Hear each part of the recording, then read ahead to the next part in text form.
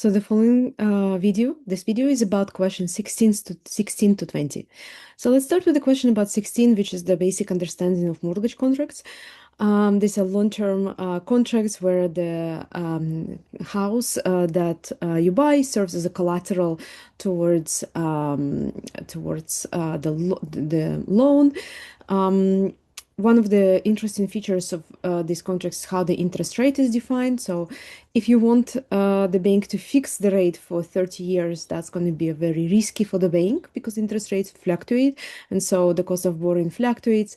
So oftentimes these contracts are written with a reset every so and often. Sometimes it's every couple of years, sometimes it's every 5 years, sometimes every 10 years.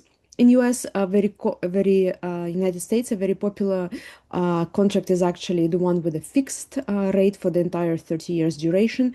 But in other countries, that's not a standard. So in this particular case, what we are looking at is reset that's going to happen in 2 years. If the interest rate currently is 6%, at the moment, if the rate increases to 8%, what's going to happen to the monthly payments? So because 8% is larger than 6%, part of the payment on the mortgage is interest. So part is principal, part is interest payments, part is principal repayment. So that interest payment part is going to increase, and so monthly payment would increase if the interest rates increases to 8%. So just a basic understanding that the higher the interest rate, the higher is the monthly payment that is due to finance this loan. Okay. Question number 17 is very interesting. So what I'm going to do is I'm going to switch to Excel to show you how it is calculated. So we have 4-year duration, monthly compounding. So the first thing we're going to do is we're going to state the price of, this is dollars, but it's in pounds, 120,000 pounds. Number of payments is going to be 4 years times 12. The first payment occurs at the end of the month. So that's why we're going to use this formula for the annuity. Okay. So the rates are typically quoted at the annual level but as a simple interest. So to convert it to the monthly interest, we need to divide by 12, and then the interest rate is going to get compounded at this one. So the quoted rate is 5.4. This is annual, but this is simple interest. So what we're going to do is we're going to divide it by 12 to find the monthly rate. Okay, so that's typically how interest rates in loans are oftentimes quoted. It's like annual percentage rate, or the one that is simple, but then divide by 12, get the effective rate for the month. Okay, so if you just plug numbers into your calculator, all in one go, you would get something like 2,785, which corresponds to number C.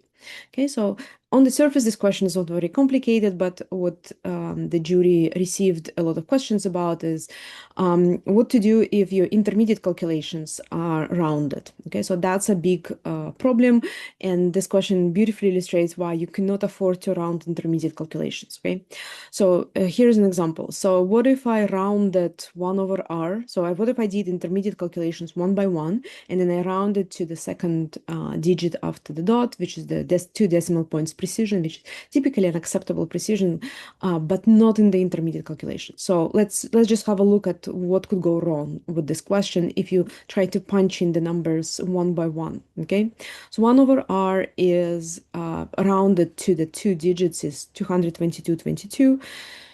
And then if I apply the same digit precision to round the 1 over 1 plus r calculation, I would get the answer 1, which is completely obviously incorrect. So barred, I'm not going to do that, but I'm going to stick with this rounding, and then I'm going to do 1 over r to the 1 over 1 plus r to the power n. That's going to round me to 0.81.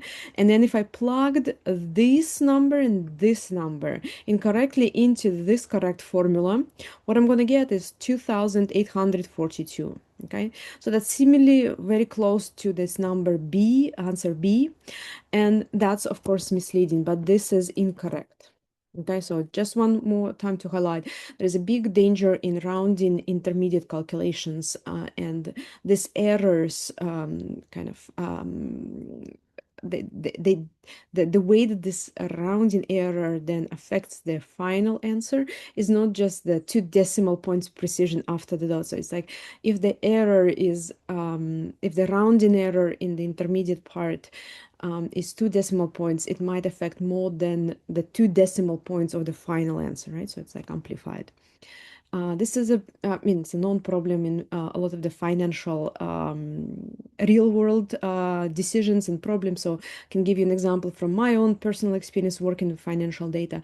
So there are around 3,000 actively traded stocks on the US exchanges. Sometimes I think the maximum number, if you look maybe 10, 15 years back, was around 6,000. Some of them have very small market capitalization relative to other stocks. And when you try to calculate a weighted average return, for example, you have a choice of how to do that. And if you store the number 1 over the market capitalization, which is the proper weight for each company, the rounding errors of just the machines, like the computers not being able to store the entire number, right? So it's so small that the important digits are so far back, right? Accumulate to the point that you will get incorrect returns if you follow the kind of the incorrect logic of calculating the weights first and storing them and then calculated weighted return of the market, versus if you calculate returns for each company and then you plug it in essentially in one line, one just like here, right? So you calculate weights as in the same exact kind of line as you calculate return, the market return, then you calculate like the number would be substantially different, right? So as a rule of thumb, do not ever round intermediate calculations, and ideally just try to avoid saving numbers at the intermediate steps of the calculations. Okay, let's go back to the questions. So we tackled this one. This question is about a carry trade. So this is a common pattern that many of my MBA students notice. So when I teach, I used to teach in Carnegie Mellon MBA classes, quite a few the MBA students were international MBA students, meaning that they come from outside the US. US is typically a low interest rate environment. Relative to a lot of the countries. So what they notice is that you can get an unsecured bank loan from United States at a rate much smaller than what their government bonds in their home country deliver. Okay, so that's looks like a very kind of lucrative trade. Borrow money from United States bank and then deposit them into convert them into your home currency, whatever that home currency is, and then buy government bonds in that currency, get the return at 15%, repay 7%, pocket 8% per year return. Okay, so this is a very risky trade. Okay, it covers currency risk. Okay, and so the danger is if the US appreciates relative to that home currency, you might not have enough capital to pay off the loan. Okay, so in the worst case scenario, you might like in the best case scenario, part of that 8% return is going to disappear. Worst case scenario, you're going to go into negative. From the finance point of view, this way of investing, borrowing in low interest rate environment and investing in high interest rate environment is called carry trade. And there are mutual funds or even hedge funds that specialize in exactly that kind of investments. Obviously, it's a very risky investment. So if the investors understand what they're doing and understand the risks they're taking, then this is 8% is there for grabs, right? So the only important thing is to understand what kind of risk you're exposing yourself to. And multinational companies like Nike, for example, is famous for taking advantage of that risk. So, for example, in 1990s, Nike borrowed heavily from its subsidiary in Japan. So the subsidiaries in Japan would issue bonds denominated in Japanese yen, and then they would invest the money in the US subsidiaries. So at that time, US was the high interest rate environment relative to Japan. So in Japan, their cost of borrowing was less than 4%. And if they were to borrow in the United States, the cost of borrowing was like larger than 7%. So even the kind of the companies who are not financial companies are taking advantage of this kind of discrepancy between the interest rates in different countries. But once again, it's very important to understand the risks that you're exposing yourself doing this carry trade. Okay. Question number 19. So what are we looking here? So again, this is just about some costs. So the fact that you paid 1 million here does not matter for the calculation of the opportunity cost of deployment, because currently you can sell it for 1.2 million. The one thing here very important is that we are ignoring any tax implications, because from the point of view of how you're going to be taxed on those things, the fact that you can sell it for 1.2 in most of the tax systems is going to be relevant. So you will be calculating profit relative to 1 million. So opportunity cost, in the sense that how much money are we giving up by deploying it, is indeed 1.2 million. But just remember that this is ignoring any tax implications. For the tax implications, we would look at the 1 million purchase price. Okay. Now, this is a very interesting question that also received quite a few questions too. We as a jury received quite a lot of questions about this. So what we need to understand is that we have a company that operates in Swiss francs, and the payment for the services, for the units, is coming in a different currency. Okay, so there's a difference in delay in payment of 60 days. Okay, so spot contracts means on the spot, right? So at the current rates, or in the future those are the spot markets, right? So what's the reason for the need for those derivative contracts? Those derivative contracts transfer risk of who is bearing that kind of. Today we know the spot price, in the future we don't know the spot price, right? So who is bearing the risk that the spot price in the future might be different from this spot price today? So if we wait as a company and we receive the payment in the South African rand and then convert it at the spot into Swiss franc, we are the company that is bearing the risk. So typically there are benefits of diversification. So we want to kind of offload that risk to other agents, or at least partially. That typically that's what diversification is. So like the overall risk is shared, and maybe there are other parties that want to bear that risk, are better positioned to bear that risk than us. Okay, so how can we offload that risk? That typically involves buying a derivative contract in the form of futures or forwards that fix that price for the currencies today. Okay. Now, so the ultimate reason why we have a need for that contract is that we don't know the spot price in the future. That's risk, and we want to offload that risk.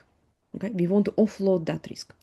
Okay, so that's the reason. Okay, now the statement C says you cannot use the spot market to exchange the a transaction that will be settled in 60 days.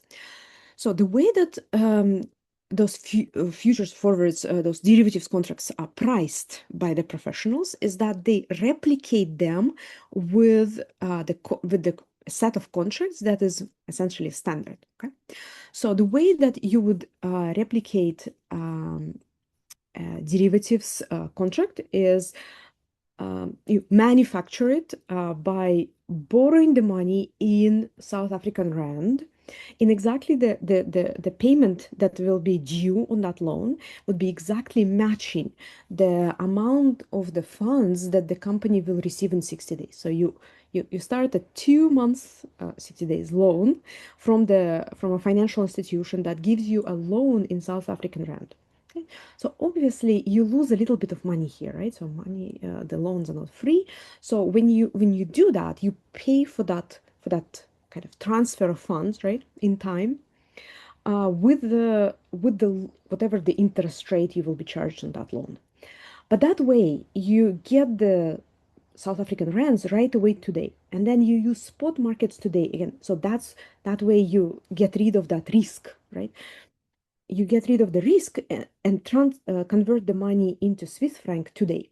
Okay, so that's a way kind of to replicate that derivative contract that you could have used, you could have signed with a bank, right? So it's not free. Again, you have to pay for the loan and you have to actually find the bank that will give you the loan. And so that's how the futures contracts are actually priced. So how does the bank know how much to charge you for a future contract? Well, it says, okay, what's your best alternative? My best alternative is to use a loan plus convert at the current spot rate. Okay. So that's why C is incorrect. You actually can use the spot market to exchange the SAR for the transaction that will be settled in 60 days. You can. It's just use spot markets today with a combination of a borrowing from a bank.